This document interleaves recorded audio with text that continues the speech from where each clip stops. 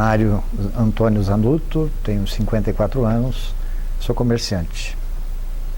Senhor Mário, há quanto tempo o senhor frequenta ativamente na paróquia e como tudo isso começou? Bom, nós estamos ativamente dentro da Maristela há 23 anos. Nós começamos aqui com um projeto de evangelização. Nós fomos convidados para fazer um curso de formador de evangelizadores. E eu não sabia bem o que era, fazia parte da comunidade da Catedral. E viemos para cá para fazer esse curso. Tenho 4 filhos, né? Eles eram pequenos na época. E eles gostaram daqui e começaram a querer que a gente viesse mais para cá do que para a Catedral. Nós acabamos mudando de paróquia. Certo. Vocês moram há muito tempo, né, aqui perto da paróquia, correto? Sim, a gente mora há bastante tempo. E como que foi a vinda de vocês para cá? Eu queria que você falasse um pouquinho. Então, assim que a gente fez esse primeiro curso, né, de formação de evangelizadores, nós fomos chamados para trabalhar nos próximos cursos de formação. E os nossos filhos, nessa época, tinham aí 12 anos, né? Era uma escadinha, são 4, e nessa escadinha eles queriam sempre vir junto com a gente nos cursos. Acabaram ficando amigos dos filhos dos outros amigos que ajudavam a passar os cursos, e começaram a andar com a gente para todas as cidades. A gente foi fazer esses cursos em vários locais, em várias outras paróquias, em várias outras cidades. E começamos a formar um círculo de amizade muito grande, de muito amor entre todos nós, e acabamos então não tendo como não vir mais para cá, porque as crianças queriam que a gente viesse para cá. Certo. O senhor são 23 anos de comunidade, né? Então o senhor fez muitos amigos dentro da comunidade, né? Existe alguma história, alguma coisa que marcou você naquela época, ou marca até hoje, né? Entre essa amizade que você construiu aqui dentro da comunidade? Essa amizade nossa é muito grande. Eu digo que os meus verdadeiros amigos são daqui. Os meus cunhados, que não entendiam muito bem, que não eram participantes de comunidade, eles sempre brincavam comigo, isso de vocês não é comunidade, vocês são uma máfia branca, porque vocês conhecem todo mundo, que ajeita todo mundo, que conhece não sei quem, que trabalha não sei aonde. E assim a gente virou. Então tudo aqui para nós, até hoje, os meus amigos lá de 23 anos atrás, a gente se reúne ainda hoje e ainda comemora aniversário, e a gente se reúne para fazer festa, para brincar, para conversar, para fazer churrasco. A gente se reúne ainda para rezar, da mesma maneira como a gente fazia 23 anos atrás. Eu gostaria agora que você falasse quais são as funções que você já desenvolveu na comunidade. Fala um pouquinho de cada uma delas, como que foi para você. Eu, inicialmente, acho que eu comecei vindo para cá, literalmente, nesses cursos de formação. Então, a nossa função na época era ajudar a passar os cursos. Depois eu acabei fazendo outros cursos. Me apaixonei muito por Paulo, pela estratégia de Paulo, pelo discipulado. E nessa época, então, acabei ajudando a passar esses cursos também. Fizemos uma série de atividades na área de formação. Logo em seguida, acabamos cuidando do João. Desde o primeiro João que nós tivemos aqui na comunidade, a gente estava junto. E nós ficamos com esse João por um bom período, ajudando e coordenando, cuidando da turma toda que está aí. É uma alegria para mim muito grande ver até hoje aqueles que eram joanistas lá na época, aqueles que eram garotos de 15, 16 anos, hoje estão aqui dentro da igreja com os filhos, correndo na missa das 10h30 do domingo. Eu acho que isso para nós é a maior alegria que a gente vê mesmo dentro da comunidade. Mas eu passei depois disso, acabei me tornando ministro da Eucaristia aqui na Maristela. Eu já tinha sido convidado umas 4 vezes e disse que não ia, porque eu não me achava digno. Até hoje eu não me acho, ainda acho que eu não sou digno. Mas um dia, terminando um ensino no curso de estratégia de Paulo, e uma das regras, né, da competição que Paulo caminha, ele diz que a coerência de vida é a grande regra. E eu acabei de fazer esse ensino. Na hora que eu terminei de fazer esse ensino, me chegou o Silvio, que até hoje é da nossa comunidade, e também é ministro, e o Pedro, também era ministro à época, hoje está em outra comunidade, mas continua atuando na igreja. Eles olharam para mim e falaram assim: bom, você, tudo que você falou ali atrás, na hora da palestra, agora nós só viemos avisar você que o curso de ministros vai ser no domingo que vem, assim, né? Não, mas eu não posso, não tem como não fazer. Ou você vai dizer que você é mentiroso agora para todo mundo, ou você vai assumir e vai ser ministro. Eu acabei, então, tendo que assumir. Depois fizemos parte do CPP, na época existia uma coordenação de conselho bastante antiga. Nós, na época, conversamos com o Padre Aurélio, procuramos desenvolver com ele a ideia de que era bom sempre trocar e não fazer uma troca dos 6, presidente, vice, secretário e tesoureiro, vice, né? Não fazer todos de uma vez. Conversamos com ele à época de fazer uma introdução de 3 novos e manter 3 antigos, depois, na próxima coordenação, os 3 que entraram saíssem e fossem sempre ficando como é mais ou menos o Senado, né? Só que lá é 2/3 e 1/3. E ele concordou conosco. Então, na época, nós entramos, eu fiquei por uma gestão, fiquei a segunda gestão. Quando terminou a segunda gestão, eu tinha dado a ideia de que era preciso revezar. Eu saí e coloquei o Nivaldo, que hoje é o nosso presidente do conselho. O Nivaldo está aí. Sr. Mário, eu queria que você contasse agora um pouco mais sobre o curso de Evangelização 2000 que vocês realizaram. Como que surgiu esse convite? O que vocês aprenderam nele? Qual que é a lição que você tira disso tudo? Na época, em 94, quando a gente começou o curso de formação de evangelizadores, foi uma ideia que o Astro trouxe para cá. Era uma ideia muito difícil para a gente entender na época, porque católico pegar a Bíblia e bater de porta em porta, né, não me parecia ser uma coisa usual para católico. Isso era normal a gente enxergar nos protestantes. Mas quando nós fomos fazer as primeiras evangelizações, aquilo me marcou tanto, porque foram experiências. Se eu começar a contar aqui as experiências que a gente teve de evangelização, a gente fica aqui a tarde inteira, porque foram experiências uma mais rica que a outra. E me convenceram de que aquele era um trabalho que precisava ser feito. Eu acho que uma das coisas que mais me marcou na época, a minha sogra tinha acabado de perder o marido, ela era viúva. 3 meses depois, nós estávamos fazendo um curso em Bernardes e eu a chamei para fazer o curso. E ela foi fazer o curso, mas muito arredia, muito sem achar que devia fazer. Em determinado momento do curso, ela disse mesmo que não servia para evangelização, não ia levar aquilo. Por um acaso, na hora de formar as duplas, que sempre vai em duplas evangelizar, deu um número ímpar, ela não podia ir sozinha, ela foi com mais 2 meninas. Na primeira casa que entraram, isso foi extremamente marcante, foi em 1997 isso. Elas entraram numa casa, as meninas passaram o querigma, evangelizaram a senhora, e a mulher virou e falou assim: eu não acredito em nada disso, porque Deus não me ama, eu perdi meu marido. Minha sogra, aí que até então não tinha aberto a boca, ela disse: eu também perdi meu marido. Que dia que você perdeu seu marido? Parece que assim, são coisas que só Deus para fazer. Nós estávamos evangelizando, acho que em Piquerubi. E foi o mesmo dia. E a senhora, na hora que ela começou a ouvir a minha sogra falando que ela não entendia por que ela tinha que ter ido lá naquela casa evangelizar, mas que agora Deus havia revelado a ela. E que Deus realmente a amava, assim como amava ela. E quando foi no final do curso, a gente normalmente fazia, como se faz até hoje, um momento de partilha das evangelizações.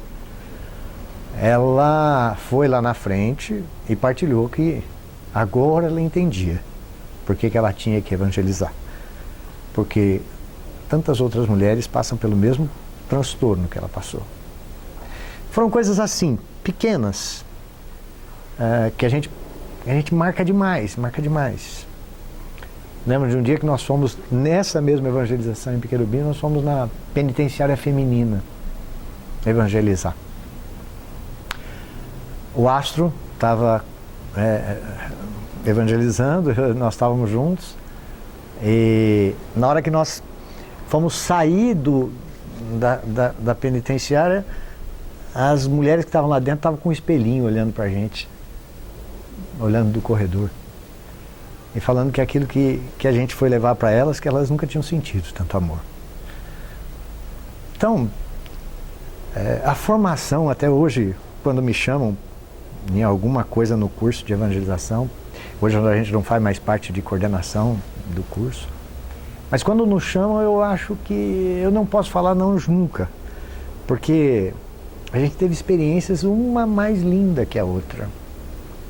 E esse cuidado que Deus tem de buscar aquilo que cada um tem, que pode oferecer para resolver o problema de tantas pessoas.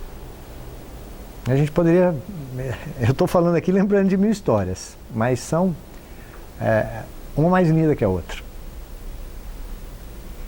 Agora eu queria que o senhor explicasse um pouquinho o conceito de Evangelização 2000. Qual é o conceito que define todo esse trabalho e qual que era o maior objetivo de vocês?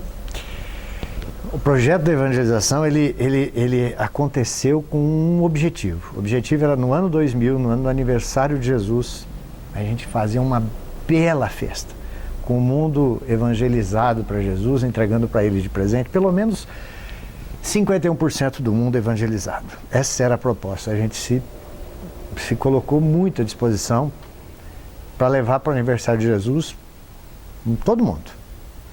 Inclusive, no ano 2000, nós tivemos um evento lindo, que foi lá na arena lá do Quarto de Milha. Um evento lindo, muito lindo, em que os padres da diocese foram todos convidados para participar. A maioria não aceitou, mas alguns padres aceitaram. E nós levamos com tudo gratuito, as pessoas não precisavam pagar nada, mas nós conseguimos trazer o Padre Zeca e a banda do Rio de Janeiro, a Ziza, o Eugênio Jorge, fizeram um show magnífico e uma missa. E nós não podíamos cobrar a entrada para a missa, né? Porque não tinha sentido. Então nós tínhamos que conseguir fazer com que tudo fosse feito sem precisar cobrar a entrada. E a ideia e o projeto aconteceu. Quer dizer, a festa de aniversário de Jesus, no ano 2000, foi muito linda. Esse foi um evento que, para o nosso coração, ficou registrado. E existe mais alguma história que te marcou dentro da evangelização que o senhor gostaria de compartilhar? Mais alguma para a gente terminar esse assunto da evangelização 2000? Então, até hoje, o que a gente tem aqui dentro da paróquia é muito fruto da evangelização, do projeto da evangelização, porque os acampamentos aconteceram e vieram como fruto do trabalho da evangelização. Os cursos de formação, a maior parte deles ainda são resultados daquele trabalho. Agora, evidentemente que a comunidade Maristela, ela hoje é uma comunidade extremamente evangelizadora, extremamente pulsante de evangelização, e ela criou muita coisa em cima. Então hoje nós temos N acampamentos, acampamento para criança, acampamento para jovem, acampamento para noivo, acampamento para isso, para aquilo, e eu não conheço todos os acampamentos mais que nós temos, né? Eu sei que em cada um que eu vou, né, eu fico encantado. Nós fomos há 2 anos atrás, a gente começou a ir no acampamento de noivos. Eu falei, nossa, isso aqui é bom demais, isso aqui não existia, eu não imaginava que existia. Então o que eu vejo existiu um fruto lá atrás, uma semente plantada, e essa semente deu fruto 100 por 1 aqui na comunidade. A comunidade hoje tem pessoas muito melhores do que a gente tinha lá no início, né? Hoje nós temos muito mais gente, né, comprometida e levando a sério e pensando formas de evangelizar e formas de trazer o povo todo para conhecer esse Jesus que a gente ama. Sr. Mário, como que era a comunidade antigamente? O que você se lembra daquela época? Nós tínhamos uma comunidade pequena. A nossa igreja, que era uma igreja pequena, nós acho que não conseguimos colocar dentro da igreja sentados 300 pessoas. E começou que o Astro, com o grupo de oração, não tinha lugar, né? As pessoas não tinham lugar para entrar. Nas nossas missas de domingo, as pessoas não tinham lugar para entrar. Chegou uma hora que nós tivemos que perceber que precisávamos melhorar a acomodação física. Eu acho que a comunidade continua a mesma. Coração vibrante, pulsante, é uma comunidade como era lá no início, ainda hoje é a mesma comunidade. Eu acho que é uma comunidade viva, uma comunidade que tem fé, uma comunidade que tem frutos de amor dentro dela e que está sempre aberta para receber. Eu acho que esse foi o grande diferencial que nós conseguimos realizar. Eu digo nós porque eu faço parte, eu me sinto parte dessa comunidade. Eu acho que a comunidade Maristela tem essa capacidade de abrir os braços para acolher. Quem chega, da onde chega, por que chega, de que acampamento foi, de que projeto foi, não interessa. É bem-vinda, é abraçada e se sente em casa. E eu só consigo me lembrar assim claramente. Nós tínhamos uma igreja que não entravam 300 pessoas. E hoje nós temos uma igreja que a gente passa de 1.000 e tantas aqui. Foi preciso demolir uma igreja e construir uma nova. Quando construiu a igreja nova em 2000, o senhor estava presente? E eu queria saber um pouquinho como que foi essa contribuição do senhor, se o senhor lembra de alguma coisa que marcou também naquela época, quando estava... Não, a gente teve, quando o padre na época, o Padre Tucci, né, veio com a ideia, eu fazia parte acho que do conselho na época e fui parte do conselho de construção também dessa comunidade, dessa igreja que nós estamos aqui. E o que nós fizemos, o padre falou para nós que nós tínhamos que começar a trabalhar e nós resolvemos trabalhar. Um evento característico que foi muito emblemático aqui, o padre mudou as celebrações para o salão paroquial para poder demolir a igreja. Nós estávamos chegando de um Joã. E no Joã existem duas dinâmicas, uma na entrada e uma na saída, em que os jovens pegam um spray e fazem uma pichação com aquilo que acham que deve fazer. Existe uma dinâmica para isso. E logo depois do João, eu imaginei com os meninos de fazer essa dinâmica aqui dentro da igreja, que ia ser demolida. Então era para que eles pichassem aquela igreja. Bem dentro daquela passagem de Jesus, vamos demolir esse templo que em 3 dias eu construo outro. E falei com o padre se podia fazer isso. Já não estava mais o sacrário aqui, já não estava mais Jesus sacramentado, enfim, já era um prédio. Eu não diria, não era mais a nossa igreja, era um prédio onde a nossa igreja sempre existiu. E começamos a dar os spray para os meninos, depois de uma bela introdução, e eles começaram a pichar. E começou a subir o spray dentro da igreja, começou a fazer mal aquilo. E eu então não tinha outro jeito, falei, vamos abrir as portas. Quando eu abri as portas, e era para ficar um negócio fechado para ninguém ver. Quando abriu as portas, a molecada foi pro lado de fora e começou a pichar a igreja inteira. E eu sei que eu acho que eu quase apanhei naquele dia, porque se o padre não me defende, eu ia apanhar. Porque as velhinhas, coitadas, as nossas irmãzinhas de mais idade, elas não entenderam aquilo. E ficaram horrorizadas com aquele bando de vândalo, né? Com aquele bando de, vamos falar de vagabundo, fazendo bagunça nas igrejas que elas ajudaram a construir, porque na primeira eu não ajudei a construir. E elas tinham todo direito de reclamar. Eu sei que depois desse evento, eu acabei escrevendo um artigo, mandei para o Imparcial, até para poder explicar aquilo para a comunidade inteira de Prudente que tinha acontecido, porque aquilo virou uma notícia na cidade, que uns vândalos, inclusive, né, com um tal de Mário no meio, né, que era o inventor da porcaria, né, que fui eu, deixou bagunçar com a igreja inteira. Mas foi bom. Depois de um tempo, acho que eu consegui a indulgência plenária das minhas irmãzinhas mais de idade da comunidade e acho que até hoje a gente consegue lembrar de boas coisas que foram feitas aqui. Qual que é a grande característica da comunidade? O que faz ela ser única hoje, assim? Então, eu me lembrei de um... Na época nós chamamos o Santini. O Santini, ele escreve, ele é compositor. E ele escreve para muitos jornais católicos. Na época eu lembro que ele tinha uma coluna no jornal Lutador. E nós o chamamos para vir aqui para dar para nós um seminário, um curso. E ele ficou conosco aqui 3 dias. Isso há 20 anos atrás. E eu conversando com ele numa hora de café, batendo um papo, e eu disse a ele que eu não tinha grandes dons, que eu não sabia, não tenho dom de cura, não tenho dom de profecia, não tinha dom de nada, sabe? Até hoje eu não tenho. E eu comecei a conversar com ele que a nossa comunidade tinha poucas pessoas que tinham grandes dons e tal, e que a gente não sabia como é que a coisa ia andando, mas que estava andando, né? E esse Santini olhou para nós, estávamos juntos, o Astro estava com a gente, estávamos eu, o Astro, acho que o Silvio junto do lado e o Fernando.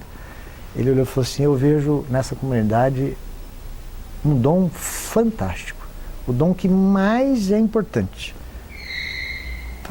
Eu não vi, então conta para nós. E ele disse que o dom do amor. Não existe nenhum dom maior do que o amor. Eu nunca mais me esqueci dessa frase. E eu acho que a comunidade Maristela, hoje já tem muitas pessoas que desenvolveram dons e fazem trabalhos fantásticos em todas as áreas. Mas ela não perde essa característica desse dom maior de amar. De saber acolher, de saber abraçar, de saber receber aquele que está bem e aquele que não está bem. Aquele que tem o coração aberto, mas também aquele que tem o coração ferido.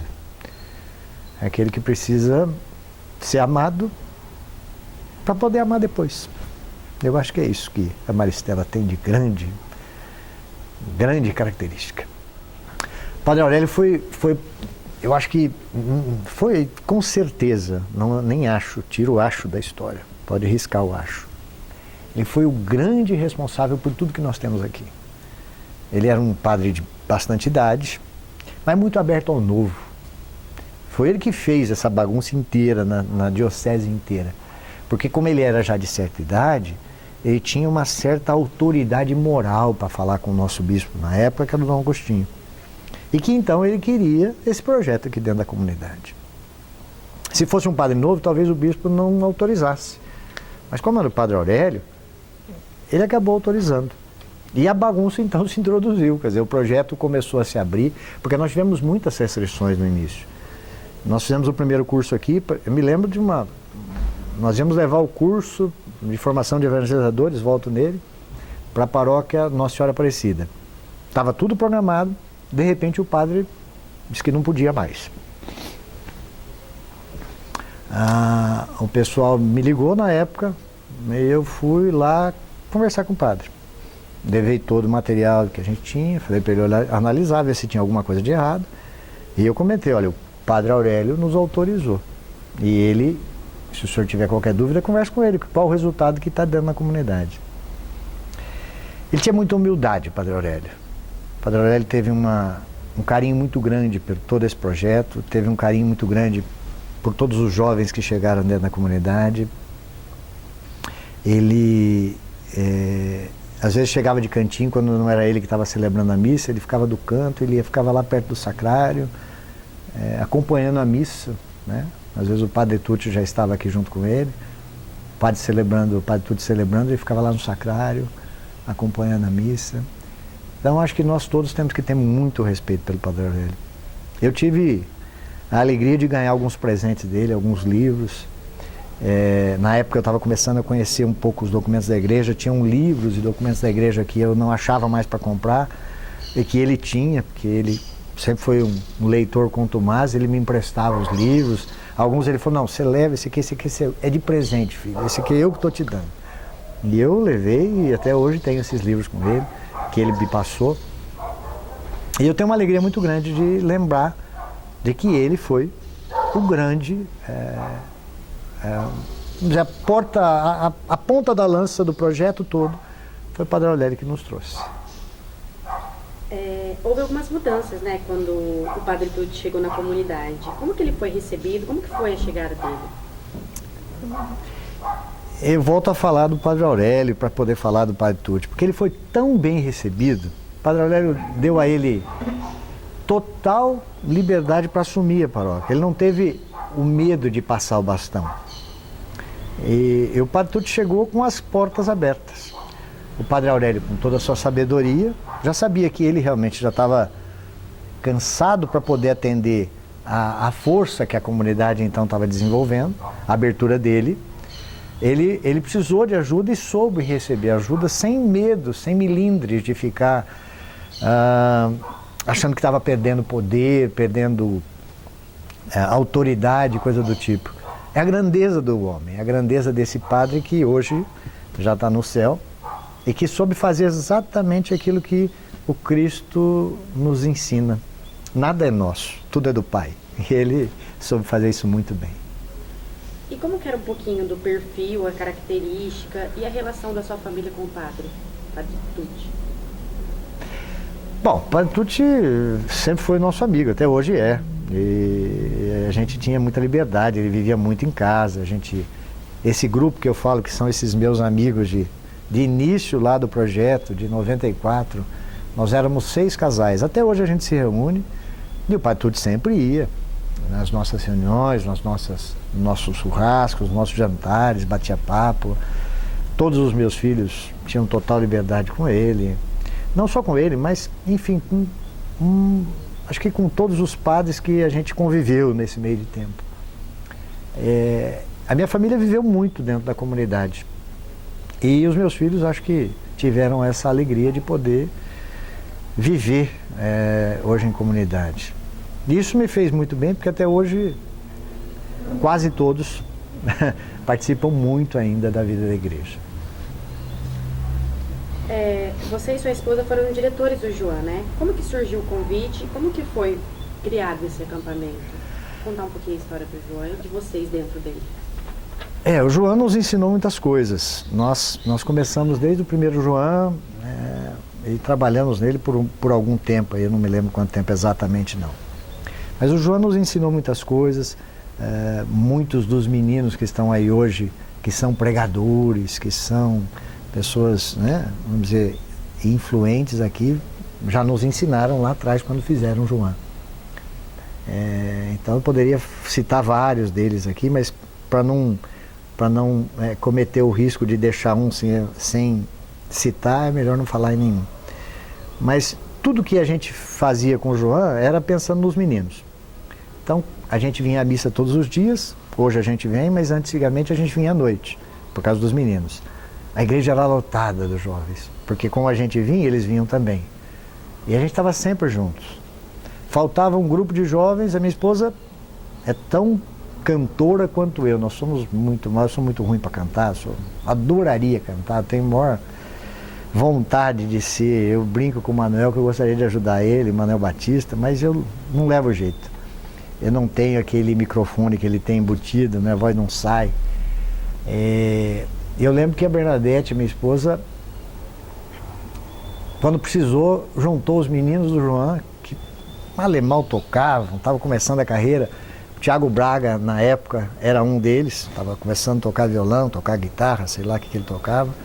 Mas ele tinha uma vergonha danada de vir tocar na igreja. Aí a dona B conseguiu juntar esses meninos, falou pro Tiago que ele tinha que vir, nem que fosse para ajudar a formar os outros e tal, e que depois ele saísse. E formou um ministério com eles. São coisas assim que a gente pode lembrar o Joan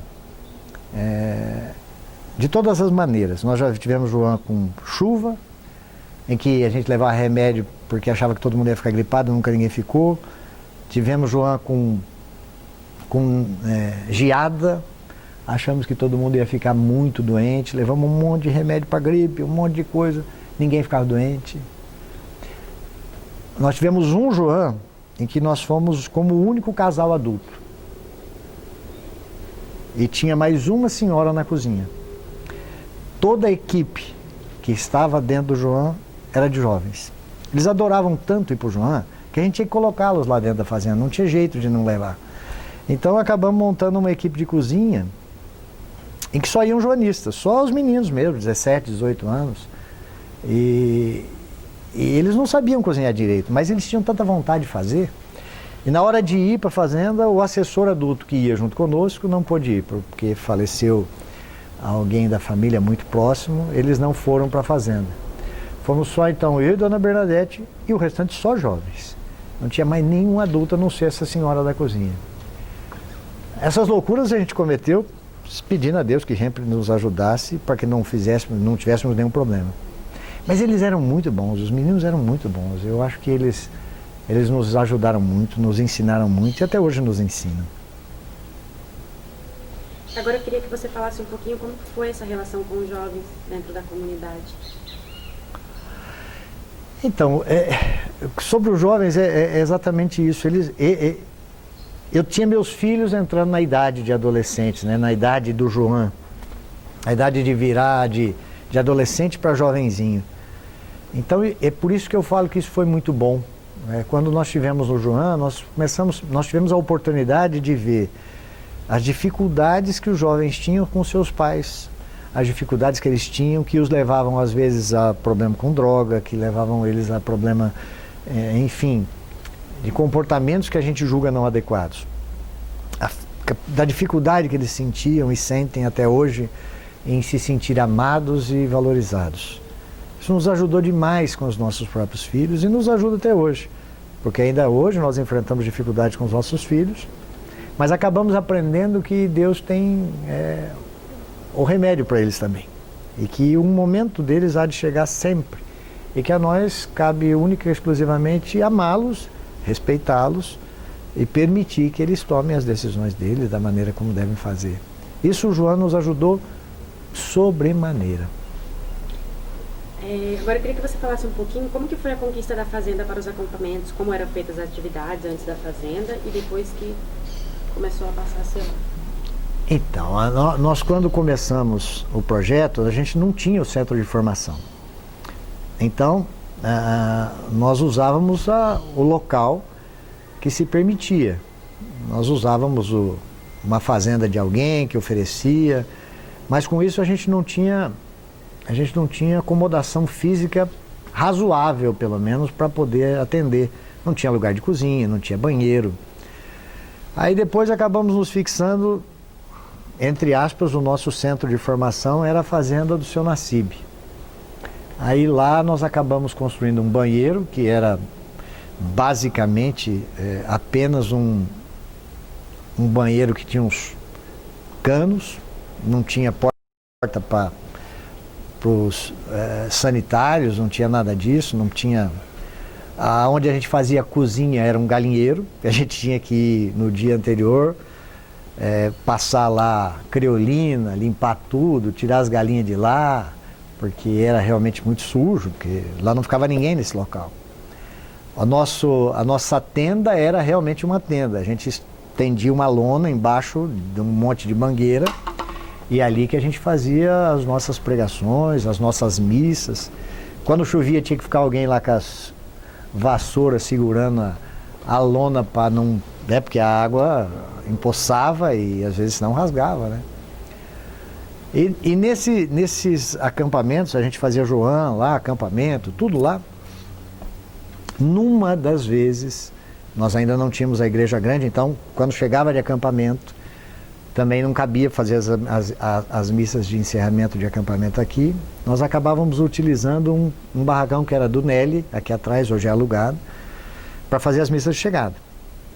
E o padre Tucci, numa dessas missas com os jovens, no acampamento de juvenil, ele colocou que aquela maravilha que acontecia com os jovens precisava continuar acontecendo e que nós precisávamos de um local físico para que esses acampamentos pudessem acontecer melhor.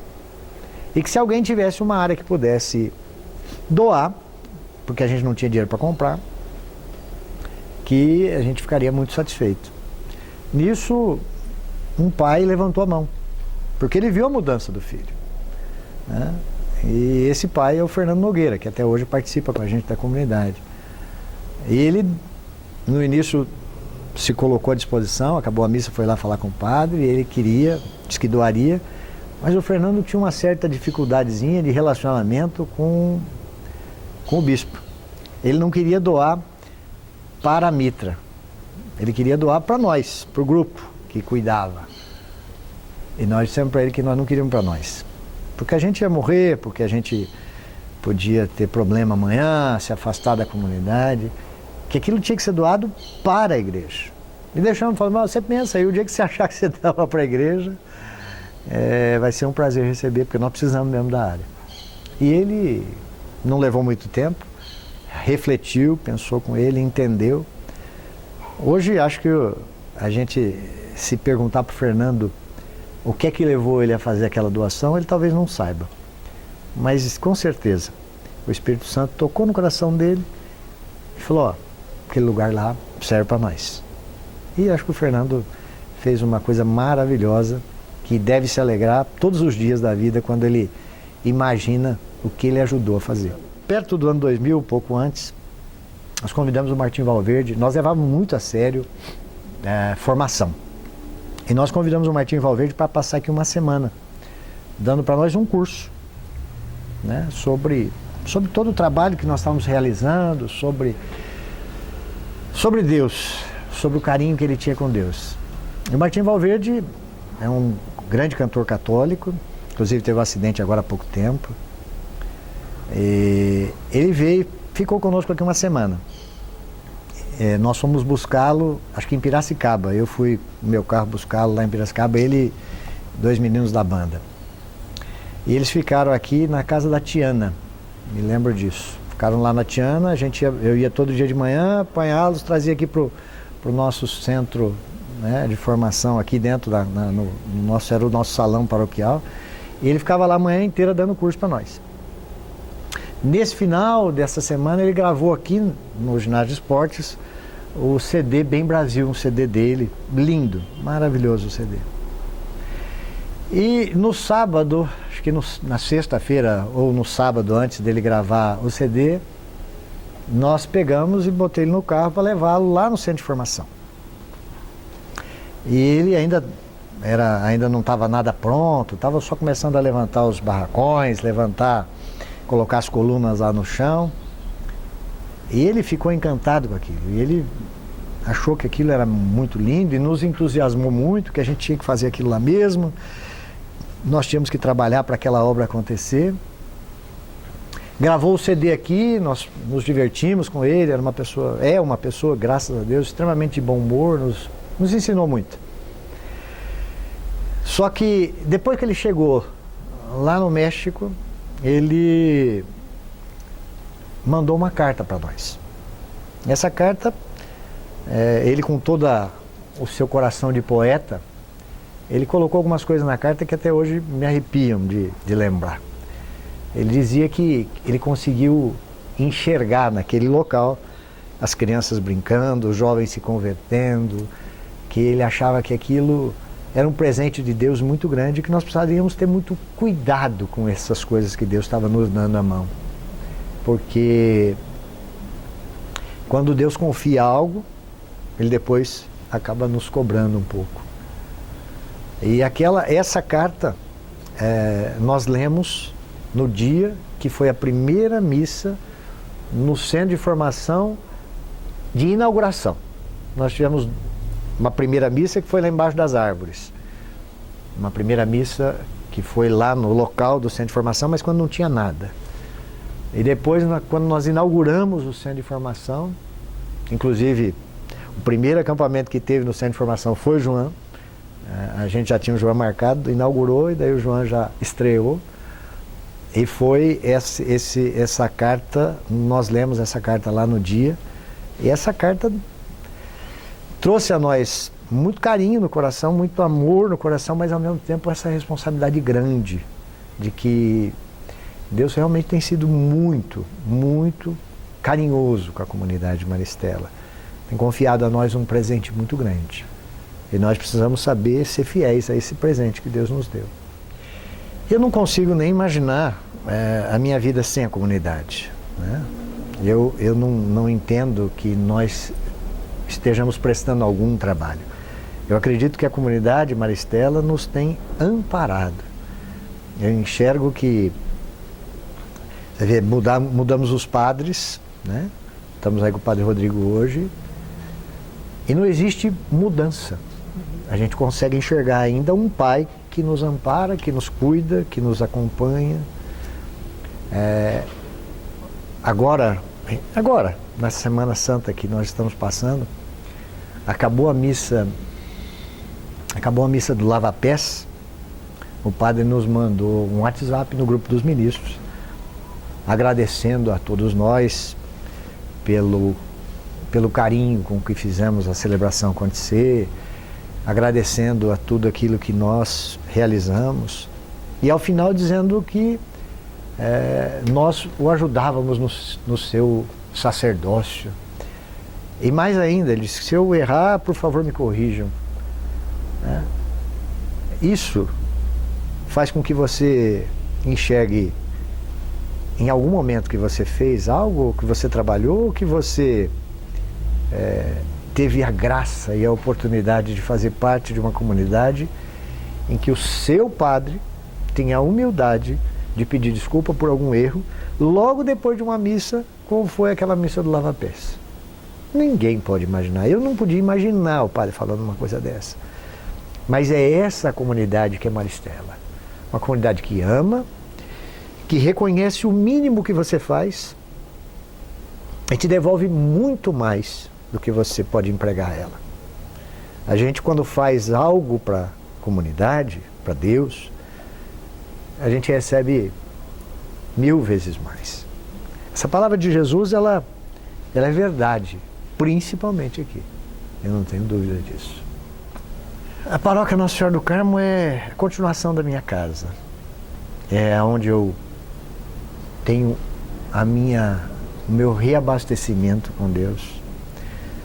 E muitas vezes as pessoas olham para mim e falam assim: mas você vem muito na igreja? E eu não tenho medo de dizer: eu venho. Eu venho porque o meu tanque é pequenininho. Eu preciso reabastecer constantemente. Eu preciso voltar aqui. Então eu venho basicamente todos os dias à missa e agradecer a Deus e pedir força para o nosso caminhar, para a sequência do dia, para mais um dia. E quando eu sinto que eu estou um pouquinho seco de novo, eu volto até antes de um dia. A comunidade é, para mim, a força vital. É a água que eu preciso. Eu sei que vem de Deus, mas passa por aqui. Eu sei que tudo aquilo que eu recebo aqui não é da comunidade, mas Deus se usa dessa comunidade para trazer para mim essa alegria de viver, e não só para mim, mas para todos nós que fazemos parte dessa família chamada Maristela.